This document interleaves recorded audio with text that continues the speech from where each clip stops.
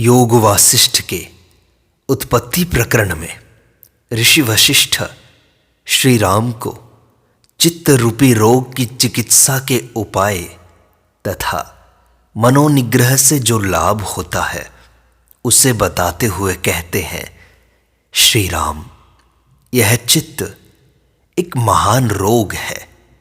इसकी चिकित्सा के लिए एक बहुत बड़ी औषध है जो अभीष्ट साधक निश्चित रूप से लाभ पहुंचाने वाली, परम स्वादिष्ट और अपने ही अधीन है, उसे बताता हूं।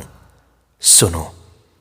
राग के विषयभूत बाह्य विषयों का परित्याग करके परमात्म चिंतन रूपी अपने ही पुरुषार्थमय प्रयत्न से चित्त रूपी बेताल पर शीघ्र विजय पाई जा सकती है।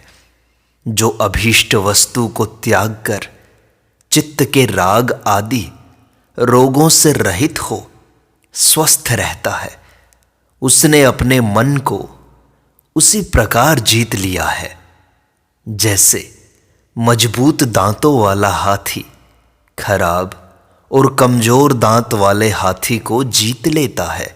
स्वसंवेदन आत्मा या परमात्मा के निरंतर चिंतन रूपी प्रयत्न से चित्त रूपी बालक का पालन किया जाता है, अर्थात उक्त यत्न से उसके राग और चपलता आदि रोगों की चिकित्सा करके उसे स्वस्थ बनाया जाता है।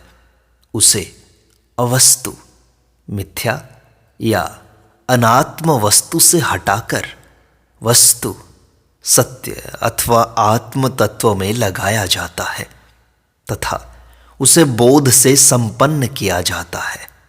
जैसे बालक को प्यार या भय दिखाकर बिना प्रयत्न के ही इधर उधर जहां चाहे लगाया जा सकता है, उसी प्रकार भावों से मन को भी अनायास ही अंतरात्मा में लगाया जा सकता है। ऐसा करने में कठिनाई ही क्या है। भविष्य में अभ्युदय रूपी फल को देने वाले सत्कर्म समाधि के अभ्यास में लगे हुए मन को अपने पुरुषार्थ से ही चेतन परमात्मा के साथ संयुक्त करे, जो सर्वथा अपने अधीन और परम हितकर है। वह अभीष्ट वस्तु का त्याग रूपी वैराग्य जिसके लिए कठिन हो गया है, वह मनुष्य नहीं विषयों का कीड़ा है। उसे धिक्कार है। जैसे कोई पहलवान किसी बालक को अनायास ही पछाड़ देता है, उसी प्रकार अपनी बुद्धि से अरम्य विषय समूह में परम रमणीय परब्रह्म परमात्मा की भावना करके मन को बिना यत्न के ही जीत लिया जा सकता है। पौरुष रूपी प्रयत्न से चित्त को शीघ्र ही जीत लिया जाता है। जो चित्त को जीतकर उसके प्रभाव से रहित हो गया है, वह बिना किसी प्रयास के परब्रह्म परमात्मा को प्राप्त कर लेता है। अपने चित्त पर आक्रमण करके उसे वश में कर लेना मात्र जो सहज साध्य और स्वाधीन कार्य है, उसे ही जो लोग नहीं कर सकते वो पुरुष नहीं गीदड़ हैं। उन्हें धिक्कार है। एकमात्र अपने पौरुष से ही सिद्ध होने वाला जो अभीष्ट वस्तु का त्याग रूपी मनोनिग्रह कर्म है, उसके बिना शुभ गति नहीं हो सकती। अभीष्ट बाह्य विषयों का स्मरण न करना अथवा मनोवांछित मोक्ष सुख की प्राप्ति कराना जिसका स्वरूप है, उस मुख्य साधन मनोनिग्रह के बिना गुरु का उपदेश, शास्त्र के अर्थ का चिंतन और मंत्र आदि सारे साधन या युक्तियां तिनकों के समान व्यर्थ हैं। संकल्पों के परित्याग रूपी शस्त्र से जब चित्त रूपी वृक्ष का समूल उच्छेद हो जाता है, तब साधक सर्वस्वरूप सर्वव्यापी शांत ब्रह्म रूप हो जाता है। श्री राम जैसे दिग्भ्रम होने पर पूर्व में पश्चिम की प्रतीति होने लगती है और वह अनुभव के विपरीत बुद्धि उस समय बिल्कुल स्थिर हो जाती है, परंतु विवेक रूपी पुरुष प्रयत्न से उस भ्रांत बुद्धि का भी शीघ्र ही निवारण किया जा सकता है। उसी तरह मन को भी वैराग्य रूपी पुरुष प्रयत्न से शीघ्र ही जीता जा सकता है।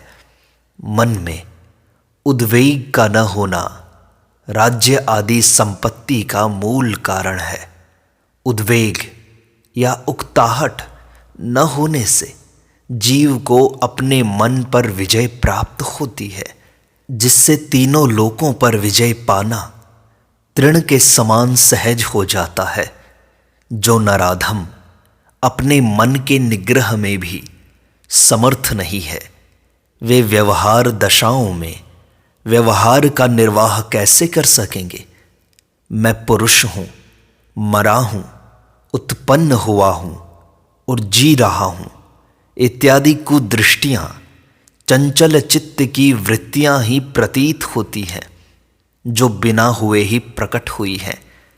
यहाँ न तो किसी की मृत्यु होती है और न कोई जन्म लेता है। मन स्वयं ही अपने मरण का तथा लोकांतर गमन का संकल्प मात्र से अनुभव करता है। जो नित्य सत, सबका हितकारी, मायामयी, मलिनता से रहित और सर्वव्यापी परमात्मा है, उनमें चित्त का लय हुए बिना मुक्ति का दूसरा कोई उपाय नहीं है। इस बात का ऊपर नीचे तथा आसपास के लोकों में रहने वाले तत्वदर्शी विद्वानों ने बारंबार विचार किया है और सब के सब इसी निश्चय पर पहुंचे हैं कि चित्त की शांति के सिवा मुक्ति का दूसरा कोई उपाय है ही नहीं। रित, सत्य, व्यापक और निर्मल ज्ञान का हृदय में उदय होने पर मन के लय होने मात्र से परम शांति प्राप्त होती है। यदि आपात रमणीय विषयों को तुम जैसे विद्वान ने अरमणीय वस्तुओं की कोटि में समझ लिया है, तब तो मेरा विश्वास है कि तुमने चित्त के सारे अंग काट डाले हैं। यह सामने दिखाई देने वाला जो शरीर है वह मैं हूँ, और यह जो घर खेत आदि धन है यह सब मेरा है। यह मैं और मेरा ही मन है। यदि यह मैं और मेरेपन की भावना न की जाए तो उससे मन उसी तरह कट जाता है जैसे हंसिया से तृण, जैसे शरद ऋतु में आकाश में बिखरे हुए बादलों के टुकड़े वायु द्वारा उड़ा दिए जाते हैं। उसी प्रकार मैं और मेरेपन की कल्पना या भावना न करने से मन भी उड़ा दिया जाता है, नष्ट कर दिया जाता है। इसलिए कोई ज्ञानी पुरुष जैसे अपने बालक पुत्र को अच्छे कर्म में लगाता है, उसी तरह विद्वान पुरुष को चाहिए कि वह अपने मन को कल्याण में लगाए, जिसका नाश होना कठिन है, तथा जो नूतन या बालक न होकर स्याना और दर्प से भरा हुआ है, उस मन रूपी सिंह को जो संसार का विस्तार करने वाला है, जो लोग मार डालते हैं। वे निर्वाण पद का उपदेश देने वाले महात्मा जन इस संसार में धन्य हैं। उनकी सदा ही विजय होती है। भले ही प्रलय काल के प्रचंड पवन प्रवाहित हों, चारों समुद्र एक में मिलकर एक कारणव हो जाएं और 12 सूर्य एक साथ तपने लगे, परंतु जिसका मन शांत हो गया है उस पुरुष की कभी भी कोई हानि नहीं होती।